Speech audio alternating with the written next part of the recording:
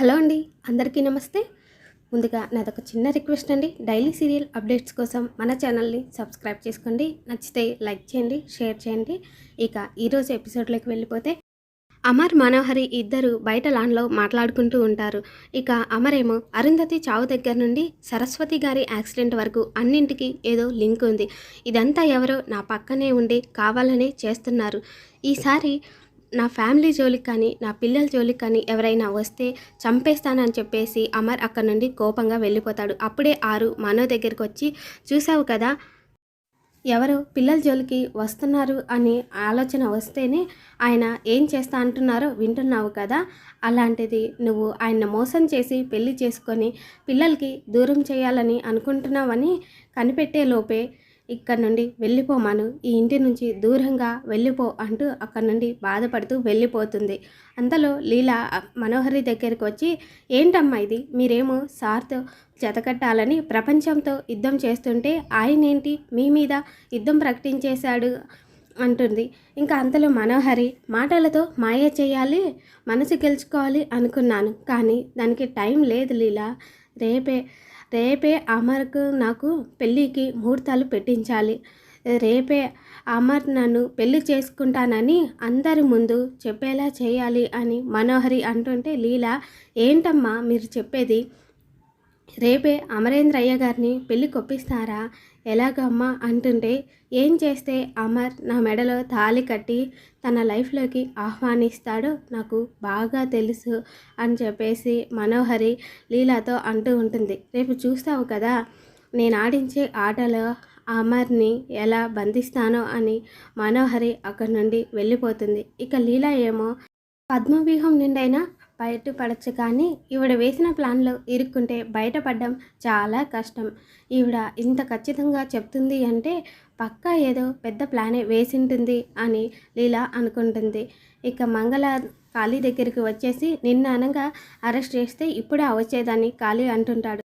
సరేలే, ఇప్పటికైనా వచ్చినావు, ఆ బెయిల్ పేపర్స్ ఆ ఎస్ఐ మొహాన కొట్టు, నన్ను తీసుకెళ్ళి ఇక్కడ నుండి అంటూ ఉంటే, నిన్నటి సందు నుండి చెప్తూనే ఉండే ఆ ఎస్ఐకి, మా వాళ్ళు వస్తారు, ఆ బెయిల్ పేపర్స్ నీ మొహాన కొట్టి బయటికి వెళ్ళిపోతా అంటుంటే ఆ ఎస్ఐ నవ్వుతూనే ఉన్నాడు. అంటే అంతలో మంగళ, అరే తమ్ముడు ఆగరా, ఎందుకురా ఇంత ఆవేశపడుతున్నావు, ఈ ఆవేశంతోనే కదరా ఆ మనోహరి చెప్పిందని ఆవిను చంపడానికి వెళ్ళిపోయావు అంటుంటే, అప్పుడే కాళీ, అయినా నన్నేమైనా ఫారెన్ పంపించావా అక్క చిల్లవ్వడానికి, జైల్లో ఉన్న అయినా నువ్వేందక్క జరగాల్సిన దాని గురించి మాట్లాడకుండా జరిగిపోయిన దాని గురించి మాట్లాడుతున్నావు అంటుంటే, అప్పుడే మంగళ, ఇదిగరా మధ్యాహ్నం తినడానికి భోజనం తీసుకొచ్చా, మీ బావ నన్ను ఎన్ని మాటలు అన్నాడో తెలుసా అంటుంటే, అప్పుడే కాళీ, అక్క ఇప్పుడు నన్ను ఇడిపియడానికి రాలేదా, అసలు మనోహరి ఏది అంటుంటే, మంగళ ఉందిరా, అయినా ఆమెకు ఎన్ని పనులుంటాయో చెప్పు, త్వరలోనే నిన్ను విడిపించేస్తుంది, నువ్వు కొంచెం ధైర్యంగా ఉండరా అంటుంటే, అప్పుడే కాళీ, ఇప్పుడు నాకు అర్థమైంది, ఆమెకు నన్ను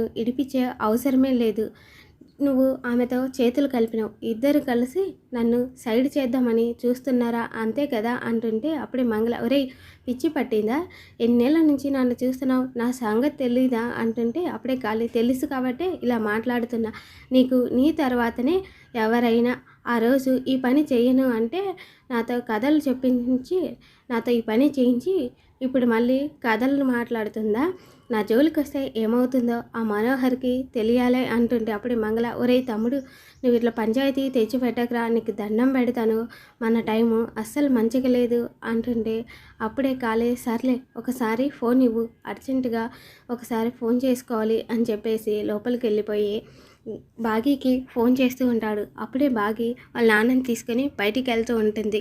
బాగి వాళ్ళ నాన్న ఎవరమ్మా అని అడుగుతుంటే, బాగి పిన్ని నాకు ఫోన్ చేస్తుంది నాన్న అంటుంటే, అలా తమ్ముడిని కలవడానికి వెళ్ళిందో లేదో అప్పుడే మంతనాలు మొదలుపెట్టింది అని చెప్పేసి ఇదంతా నా కర్మ అని రామ్మూర్తి అనుకుంటూ ఉంటాడు. బాగి ఫోన్ లిఫ్ట్ చేసి, చెప్పు పిన్ని ఏంటి అని అంటుంటే, కాళీ ఏమో, బాగి నేను కాళీని అంటే, నువ్వా, ఎంత ధైర్యం ఉంటే నాకు ఫోన్ చేస్తావు, ఇంకోసారి నాతో మాట్లాడాలని చూస్తే మర్యాదగా ఉండదు అంటే, అప్పుడే కాళీ, బాగి ఫోన్ పెట్టేకు, ఆ ఇంటికి సంబంధించిన విషయం ఒకటి నీతో మాట్లాడాలి, అంటుంటే బాగి సైలెంట్గా ఉంటుంది.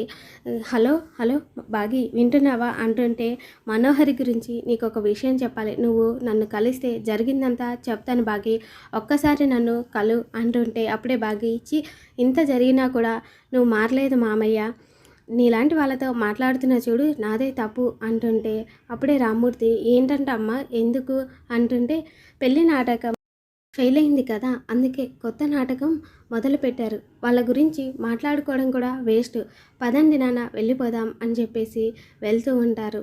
ఇక కాళీ ఏమో మంగళ దగ్గరికి ఫోన్ తెచ్చి చూపిస్తే, మంగళ ఏమో అరే ఎవరికి ఫోన్ చేసావురా, నెంబర్ కూడా లేదు డిలీట్ చేసేసావు అని అడుగుతుంటే, నా దోస్తుగానికి చేసినాలే అని కాళీ చెప్తాడు. సరే నేను పోయేస్తా, నువ్వు టైంకి తిను అని చెప్పేసి మంగళ అక్కడి నుండి వెళ్ళిపోతుంది. అప్పుడే కాళీ, బాగి ఒక్కసారి నా మాటలు నమ్మి నువ్వు జైలుకి రా బాగి, ఆ మనోహరి సంగతి చెప్తా, మనోహరి నాతోనే పెట్టుకుంటావా, నన్నే జైలుకి పంపిస్తావా అని చెప్పేసి కాళీ అంటాడు.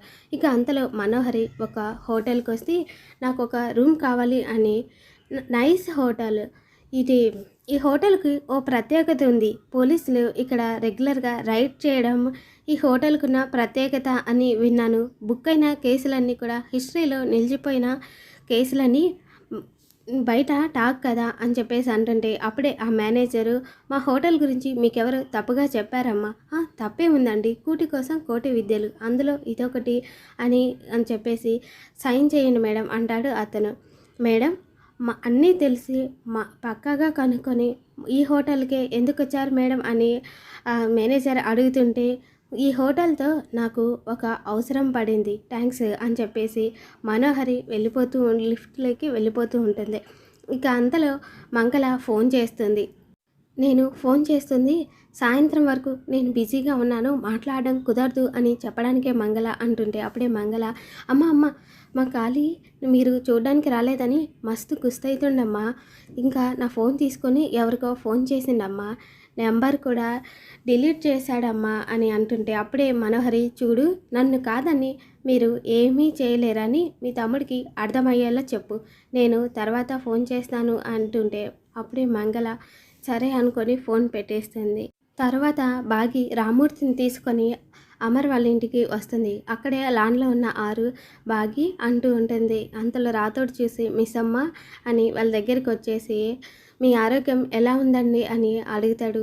అప్పుడే రామ్మూర్తి, బాగానే ఉందండి, కానీ నిన్న జరిగిన దాని గురించి ఏం బాగాలేదు, సార్ను కాళ్ళు పట్టుకొని క్షమించమని అడిగితే అయినా చేసిన పాపం పోతుందేమో అని రామ్మూర్తి అంటుంటే అప్పుడే రాతోడు, ముందు లోపలికి రండి సార్, కూర్చొని మాట్లాడుకుందాం అని లోపలికి తీసుకెళ్తాడు. ఇక లోపలికి వెళ్ళగానే రాతోడు, పిల్లలు ఒకసారి కిందకి రండి అని పిలిస్తే పిల్లలు రాకపోవడంతో, మీ స్కూల్ తాతయ్య వచ్చాడు, వాళ్ళతో పాటి మిస్సమ్మ కూడా వచ్చింది అని చెప్పేసి అంటూ ఉంటే అప్పుడే పిల్లలు మిస్సమ్మ అనుకుంటూ సంతోషంగా కిందికి వస్తారు. కింద ఉన్న బాగి పిల్లల కోసం ఎంతో ఆత్రంగా చూస్తూ ఉండడం పిల్లల వైపు రామ్మూర్తి గమనిస్తూ ఉంటాడు.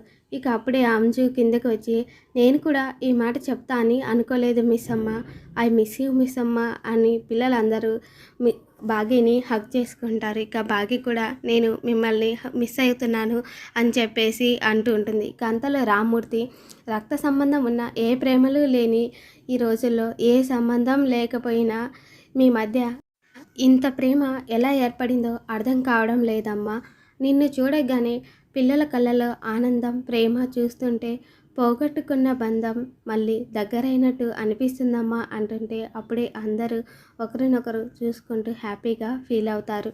ఈ ఇంట్లో మనుషులకు ఇంత త్వరగా ఎలా దగ్గరయ్యానో నాకు అర్థం కావడం లేదు నాన్న అని బాగి అంటూ ఉంటే ఇక అప్పుడే రాతోడేమో తన మనసులో, మా అరుంధతమ్మ మీ మీద చూపించిన ప్రేమే నిన్ను ఈ ఇంటికి దగ్గర చేసింది అని అంటుంటే బాగి ఏమో ఇక మిగిలిన ముగ్గురు సంగతి నాకు తెలియదు, కానీ పోయిన జన్మలో నేను అంజలి అత్తాకోడళ్ళం అయి ఉంటాం, అప్పటి గొడవలు ఇప్పుడు కంటిన్యూ చేస్తున్నాం అని అంటుంటే అందరూ నవ్వుకుంటూ ఉంటారు. ఇక అంజు పాపేమో, మిస్ అమ్మ నువ్వు మళ్ళీ మమ్మల్ని చూసుకోవడానికి కేర్ టేకర్గా ఎప్పుడొస్తున్నావు అంటే అప్పుడే బాగి చూస్తూ ఉంటుంది. ఇంతలో అంజు, మిస్ అమ్మ నువ్వు కేర్ టేకర్గా వచ్చినప్పుడు మమ్మల్ని ఎప్పుడు మా పక్కనే ఉండి చూసుకుంటా అని ప్రామిస్ చేసి సగంలో వదిలేసి వెళ్తే ఎలా అని అంటుంటే అప్పుడే బాగి పిల్లల వైపు చూస్తూ ఉంటుంది. అప్పుడేమో అంజు, మా అమ్మ మమ్మల్ని ఎలా చూసుకునేదో అచ్చం మా అమ్మలానే చూసుకున్నావు మిస్సమ్మ. అందుకే మా అమ్మ మమ్మల్ని మధ్యలో వదిలేసి వెళ్ళినట్టు నువ్వు కూడా మమ్మల్ని మధ్యలో వదిలేసి వెళ్తావేమో అని బాధపడ్డాం మిస్సమ్మ అని అంటూ ఉంటే, ఇక రామ్మూర్తి ఏమో పిల్లలు మిస్సమ్మ గురించి చెప్తున్న విషయాలన్నింటినీ గుర్తు చేసుకొని, అంటే ఇన్ని రోజులు మీరు కేర్ టేకర్ గురించి చెప్పింది అంటే అప్పుడే పిల్లలేమో మిస్సమ్మ గురించి అంటే రామ్మూర్తి బాగి అంటే నువ్వు నా కోసం అని అంటుంటే, అప్పుడే బాగి ఏమో ఏం నాన్న ఎప్పుడు తల్లిదండ్రులే పిల్లల కోసం కష్టపడాలా, పిల్లలు తల్లిదండ్రుల కోసం కష్టపడకూడదా అని చెప్పేసి అంటూ ఉంటుంది. ఆ తర్వాత అమర్ వాళ్ళ అమ్మా నాన్న వస్తారు. అరే రే రామ్మూర్తి గారు ఎంతసేపు అయింది వచ్చి, మీ ఆరోగ్యం ఎలా ఉంది, ఏం రాతోడు నిల్చోబెట్టే మాట్లాడుతున్నావు, కూర్చోమని చెప్పచ్చుగా అంటుంటే, రామ్మూర్తి పర్లేదు బాబు, మా వల్ల మీకు అంత అవమానం జరిగినా కూడా మీరు ఇంకా మా మీద చూపిస్తున్న మర్యాదకు మీ సంస్కారానికి ఎన్నిసార్లు నమస్కారం చేసినా తప్పులేదు అనిపిస్తుంది. బాబుగారు ఉన్నారేమో ఒకసారి క్షమించమని అడుగుదామని వచ్చాం అంటే, ఇక అంతలో పైనుండి దిగొస్తున్న అమర్ క్షమించమని అడగాల్సినంత తప్పు మీరేం చేయలేదండి అని చెప్పేసి అమర్ అంటూ ఉంటాడు. జరిగిన దానికి ఈ ఇంట్లో వాళ్ళు ఎంత బాధపడుతున్నారో మీరు కూడా అంతే బాధపడుతున్నారని నాకు తెలుసండి. నిన్న జరిగిందంతా ఒక పీడకల అని మర్చిపోండి అని అమర్ అంటుంటే, అప్పుడే రామ్మూర్తి మీ ముందు మీ మంచితనం ముందు నాకు చాలా చిన్నతనంగా ఉంది బాబు. పెద్దవాళ్ళంటే పెద్ద ఇంట్లో ఉంటారు, పెద్ద గదుల్లో ఉంటారు అనుకున్నా కానీ ఇలాంటి పెద్ద మనసులు కూడా ఉంటాయని ఇప్పుడే తెలిసింది అని అంటూ ఉంటాడు. నా భార్య పెద్ద మూర్ఖురాలు బాబు. సాయం చేసిన చెయ్యిని కిందకు దించేయాలని చూసిన మూర్ఖురాలు బాబు. మీకు కుదిరితే దాని తరపున నేను క్షమాపణ అడుగుతున్నా అని చెప్పేసి రామ్మూర్తి చేతులెత్తి దండం పెడుతూ క్షమించండి అంటే, అప్పుడే అమర్ ఏంటండి ఇది, జరిగిన దాంట్లో మీ తప్పేం లేదు, దయచేసి మీరు బాధపడకండి అని చెప్పేసి అమర్ ఇంకా పిల్లలు అమర్ వాళ్ళ అమ్మా నాన్న అందరూ అంటూ ఉంటారు. ఇక రామ్మూర్తి ఏమో బాబు ఆ కాళీగాడు చిన్న చిన్న తప్పులు చేశాడు కానీ ఒక మనిషిని చంపేంత దుర్మార్గుడు అవుతాడని నేను అనుకోలేదు అంటే, అప్పుడేమో అమర్ ఇంకా కాళీ సరస్వతి గారిని చంపాలనుకోవడం వెనుక ఏదో కారణం ఉందండి అని చెప్పేసి అమర్ అంటే అందరూ ఒక్కసారిగా షాక్ అవుతారు. లేకుంటే సంబంధమే లేని ఆవిడ్ని చంపాల్సిన అవసరం కాళీకి లేదండి. కాళీ వెనకుండి ఇదంతా నడిపిస్తున్న వాళ్ళను ఎక్కడున్నా పట్టుకుంటా అని చెప్పేసి అమర్ అంటూ ఉంటాడు. ఇక మనోహరి ఏమో హోటల్ రూమ్లోకి వచ్చి లైట్స్ ఆన్ చేసుకొని లీలాకు ఫోన్ చేసి, నా ప్రేమ గెలిపించుకోవడానికి అరుంధతి మీద నా పగ తీర్చుకోవడానికి నాకున్న ఏకైక అవకాశం లీలా ఇది.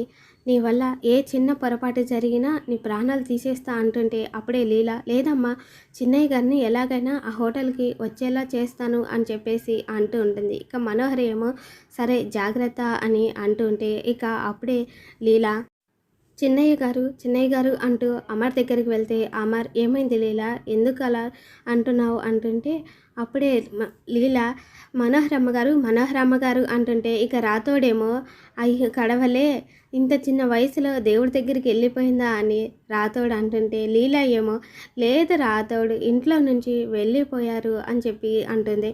ఇక ఆ విషయం విన్న అందరూ ఒక్కసారిగా షాక్ అయిపోతారు.